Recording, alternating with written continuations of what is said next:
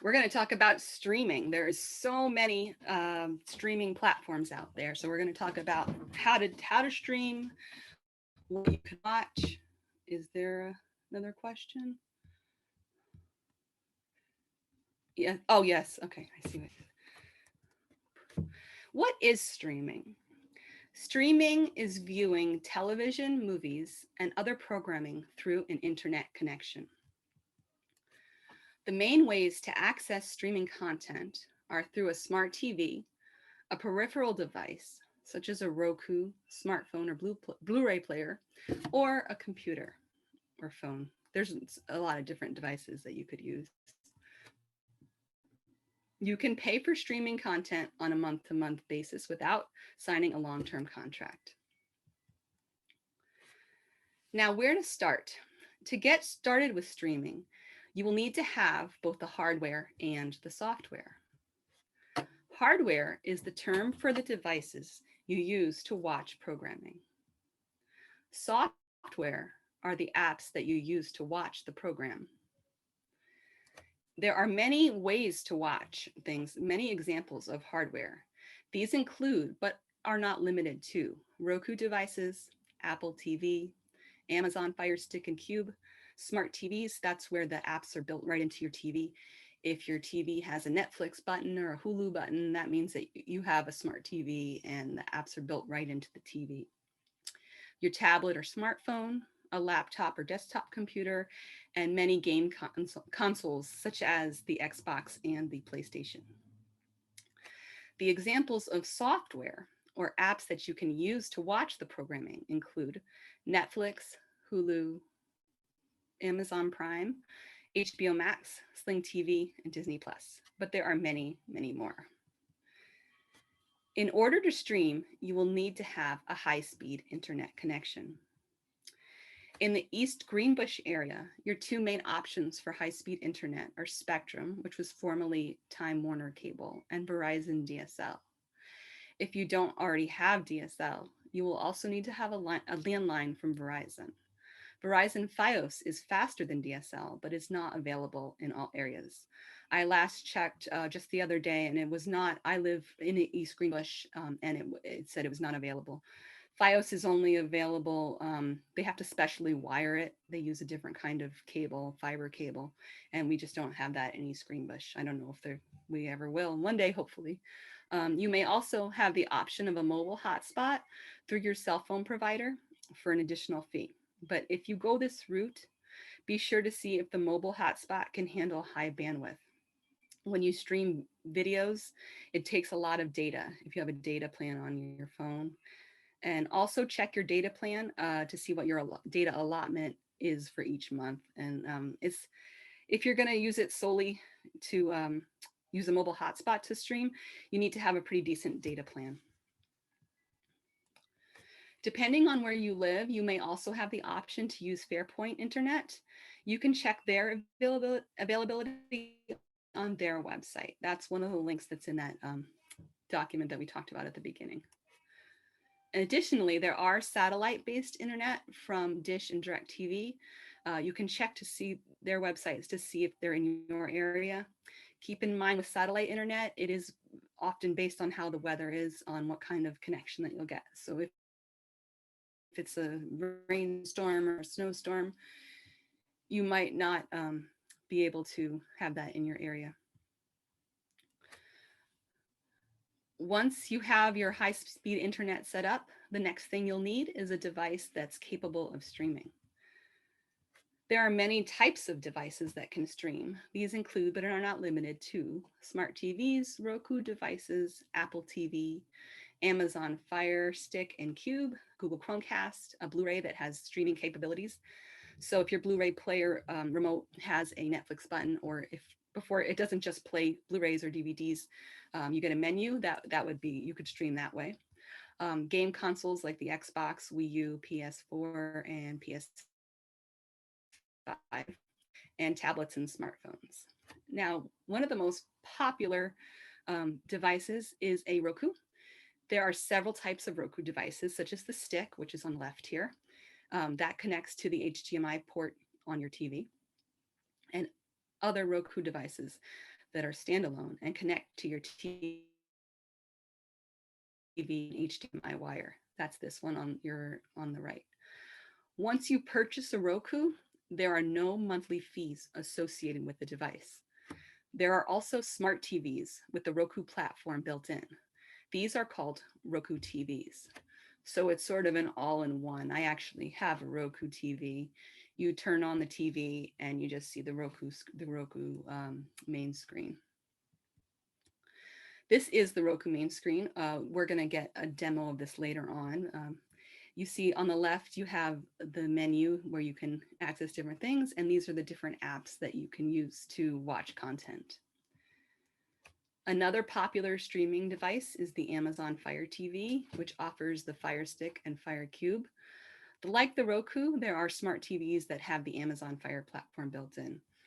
This is the stick and this is the cube. Big difference between the two is that you'll get better video quality. So if you have a Ultra HD 4K TV and you really want that high quality streaming, with both the Roku and the Amazon, it's the higher end one. The Cube is on Amazon, and Roku, the different models will tell you which has the best quality. This is what the Fire TV menu looks like. You can see it's very similar. The recent shows you've watched here, there's your apps on the next row, and then Prime TV is built in. I would guess that if you decided to buy a Fire TV or a Fire Cube stick, that you probably have Amazon Prime. It's very much linked to that. Apple also has a streaming player called Apple TV. This is the box that it is, and this is the remote. And their menu, again, is very similar. There's the movies up top and different categories down here. It changes a lot. They often change their interface and things like that. So I think it looks similar, but it might be a little bit different. I don't personally have an Apple TV, so I'm not sure what the newest one is. Keep in mind that if you're using a smart TV to access streaming services, that's if the apps are directly accessed through your TV. You will first need to connect your TV to the internet, which can be done in the TV settings. Oftentimes it connects to your Wi-Fi, and if you go into the menu on your TV, there's probably a connect to internet. Or sometimes if you try to go to Netflix, it will prompt you and say, "Oh, you need to connect. You're not online, so we can't access this content." Most peripheral devices connect via an HDMI port. If you have an older tube TV without an HDMI port, the best option is the Roku Express Plus, which allows for connect via the RCA connection. That's those red, white, and yellow inputs that you have used to connect a VCR or DVD player.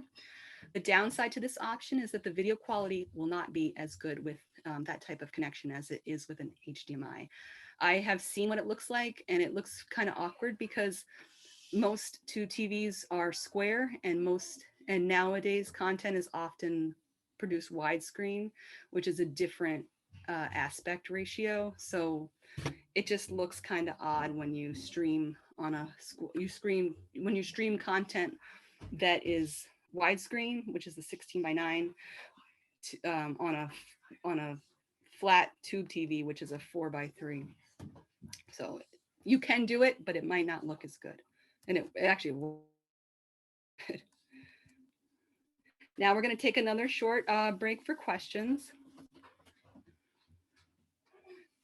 And keep in mind, in the next section, we're going to talk about the individual streaming services, such as Netflix, the specifics of all those. But if you have any questions about the hardware and software that we just talked about, now is the time.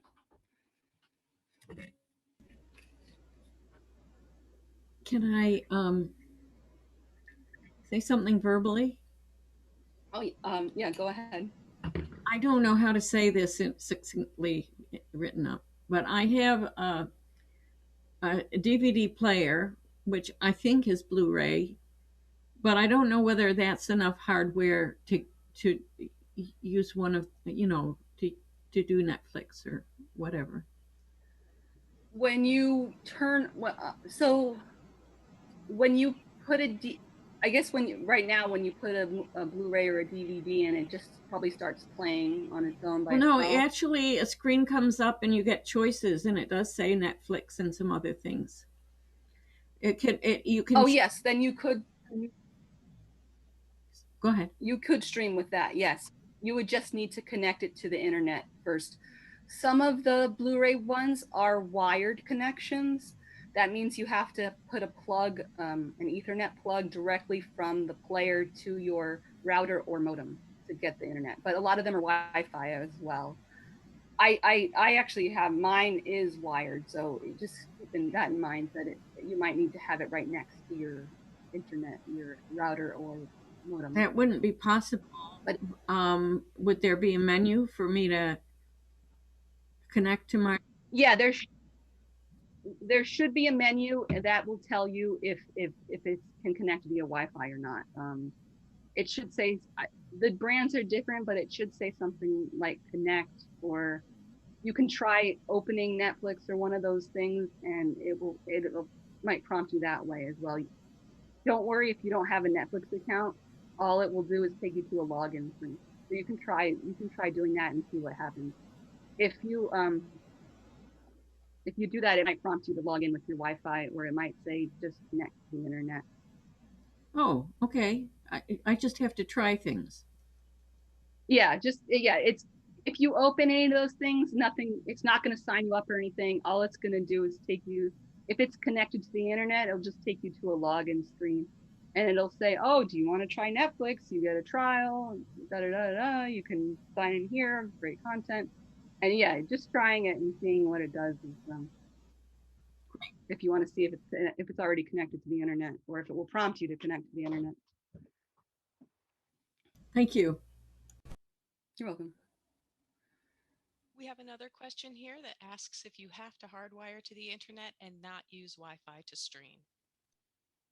No, you can use either way. It depends on what equipment you have, on what if your TV has built-in ability to connect to the Wi-Fi, then I would just do it with Wi-Fi. You might get a slightly better signal if you wire it directly, depending on how far away your TV is from your router or modem. But you can definitely, most people stream via Wi-Fi because it's not always easy to have your TV right next to your internet or within wired distance of it. But yes, you can definitely stream via Wi-Fi. Great, thank you. Okay, we have another question asking how much do Roku's cost? Are they one of the less expensive options? Yes, there's different ranges. I believe that they have sales sometimes, but I believe the cheapest Roku now is $30. It's a one-time fee. Sometimes around certain sales they'll have on Amazon, it will be reduced. The other cheapest option is a Fire Stick, and that is about the same price. I believe it's about $30, and that's a one-time fee. So once you pay for either of those things, you own it outright. No monthly fee or anything like that. But I think the entry level Roku is about $30. You might find it on sale on Amazon or Target or something, but that's usually I think the entry price for the most basic one. And if you're not concerned about video quality, which I'm not, I would go with that because it looks great to me.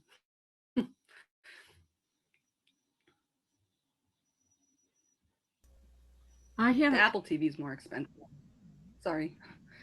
Go ahead, Nancy. wrote up a question, but I guess it got skipped. Oh, Um, we haven't gone through all the questions yet. okay. It says I have a DSL. It freezes when I'm using my computer to stream. Yes, DSL is a slower connection than cable, like from Spectrum, and that would be the reason. You're just not getting as fast of a connection. And if you don't have a fast enough connection, that's what you'll see. It will freeze up, it will buffer, it will say you might get a percentage on Netflix or YouTube or whatever you're watching, loading, and that's just because it's not as fast as of a connection as a cable connection would be, like the connection that you would get from Spectrum.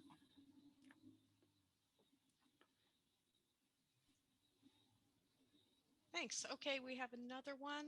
It said the vocal was jittery and the person couldn't catch what needs to be near what with the modem. Oh, um, that's if you're using a wired connection. If you're using a wired connection, your TV or streaming device would need to be right near the router or modem. But if you're using Wi-Fi, it doesn't matter. It can be across. One could be upstairs, one could be downstairs. Most people stream with Wi-Fi, so it wouldn't be need to be right next to the router unless you were using a wired connection.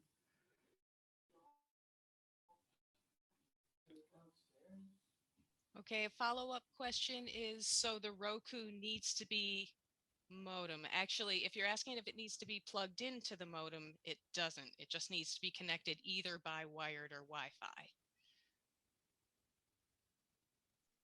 Yeah, I think most Roku's is just Wi-Fi. I have the most basic one, and that just it can only connect via Wi-Fi. It doesn't work wired.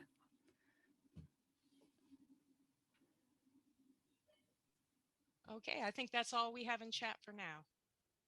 Okay, let's go on to the next section.